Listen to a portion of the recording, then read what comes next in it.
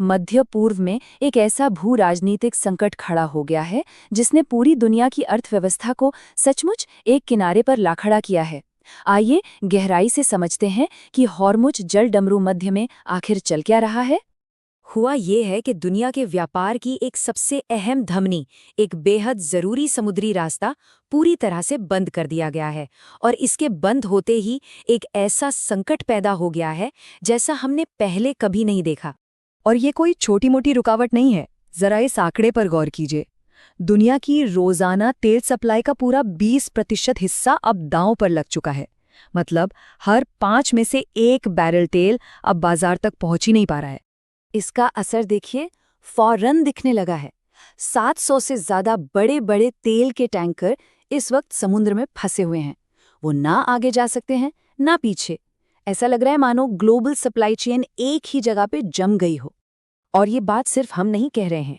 Reuters जैसे बड़े news source ने इसे साफ साफ दशकों का सबसे बड़ा संकट बताया है। इसी से आप स्थिति की गंभीरता का अंदाजा लगा सकते हैं। तो चलिए सबसे पहले ये समझते हैं कि ये संकट इतना बड़ा क्यों है, और इसका जवाब छिपा है इस जगह की अहमियत में, जिसे एक ग्लोबल चोक पॉइंट भी कहा जाता है। ये जो डेटा आप देख रहे हैं ना, ये सच में चौंकाने वाला है। देखिए कैसे शिपिंग ट्रैफिक लगभग रातों रात ठप हो गया। 27 फरवरी को यहां से 15 टैंकर गुजरे थे, जिनमें 2 करोड़ बैरल से ज्यादा तेल था। और कुछ ही दिन बाद 2 मार्च तक ये संख्या 0 हो गई। जी हाँ, 0, पूरी तरह से बंद। तो आखिर ये हॉर्मुज जलडमरू मध्य है क्या चीज? ये दरअसल ईरान और ओमान के बीच एक बहुत ही संकरा समुद्री रास्ता है।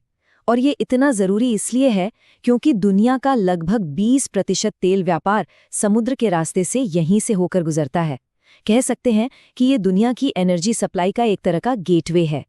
और जाहिर है, जब सप्लाई रुकती है तो कीमतें आसमान छूने लगती हैं। इस चार्ट को देखिए। संकट के बाद तेल की कीमतें सीधे 13% बढ़ गईं, और एक्सपर्ट्स का तो ये मानना है कि ये $100 प्रति बैरल से भी ऊपर जा सकती हैं। ये एक तरह से आर्थिक सुनामी की पहली लहर है। तो अब सवाल ये है कि ये सब हुआ कैसे? अब आते हम उस चिंगारी पर जिसने इस पूरे संकट की आग को भड़काया। एक मिलिट्री ऑपरेशन जिसका कोड नेम था ऑपरेशन एपिक फ्यूरी। ये सब कुछ बस कुछ ही घंटों के अंदर हो गया। इस टाइमलाइन पर नजर डालिए। सुबह 8:10 पर अमेरिका इजराइल के हमले शुरू हुए।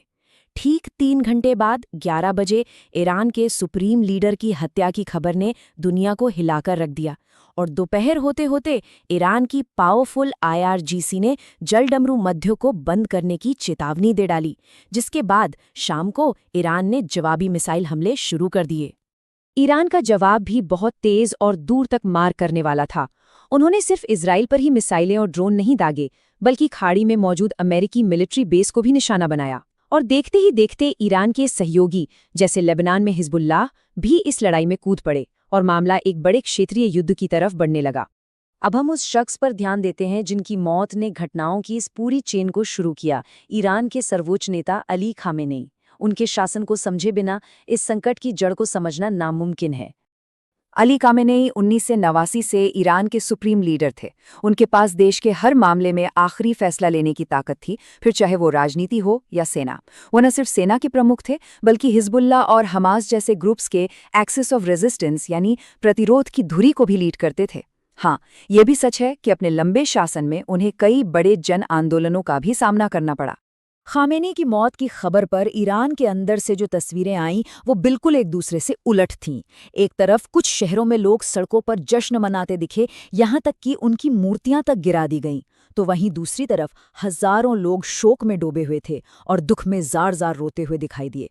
दी एटलांटिक के करीम सज्जादपुर ने इसे शायद सबसे सटीक तरीके से बयां किया। उन्होंने लिखा, वो अमेरिका मुर्दाबाद और इजराइल मुर्दाबाद के नारे पर जिए, वो अमेरिका और इजराइल के हाथों मौत से मरे।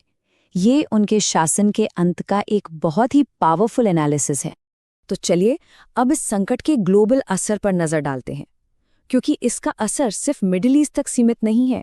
ये पूरी दुनिया की अर्थव्यवस्था और स्थिरता को हिला रहा है। इस चार्ट से एकदम साफ हो जाता है कि इस रुकावट की सबसे ज्यादा मार किसे झेलनी पड़ रही है। देखिए, यहाँ से जाने वाले तेल का 84% हिस्सा सीधे एशियाई बाजारों में जाता है। चीन, जापान, दक्षिण कोरिया जैसे देशों की इंडस्ट्री और अर्थव्यवस्था इसी तेल पर चलती है। और इसका असर अब हर तरफ दिखने भी लगा है। बड़ी बड़ी शिपिंग कंपनियों ने इस रास्ते से जाना बंद कर दिया है। एशिया की तेल रिफाइनरियां अपना प्रोडक्शन कम करने पर मजबूर हो रही हैं। जहाज़ों को अब अफ्रीका घूमकर जाना पड़ रहा है, जिसमें हफ्तों ज्यादा लगते हैं और खर्चा भी बहुत बढ़ जाता है। और तो और कतर जैसे बड़े गैस प्रोड्यूसर ने तो अपना गैस प्रोडक्शन ही रोक दिया है, जिससे एनर्जी संकट और भी गहरा हो गया है। इस पूरे संकट को और भी ज्यादा खतरनाक बना रही है ईरान के अंदर की राजनीतिक अनिश्चितता। खामेनेई का कोई ऑफिशियल उत्तराधिकारी तय नहीं था और अब एक अंतरिम परिषद को नया नेता चुनना है। ये प्रक्रिया ईरान को अंदर से और भी अस्थिर कर सकती है। तो अब हम एक बहुत ही नाजुक मोड़ पर खड़े हैं। तेहरान में लीडरशिप को लेकर कंफ्यूजन है, दुनिया की अर्थव्यवस्था दांव पर लगी है और फौजी तनाव अपने चरम पर है। सबसे बड़ा सवाल यही है कि अब आगे क्या होगा और दुनिया इस अनिश्चितता के लिए कितनी तैयार है।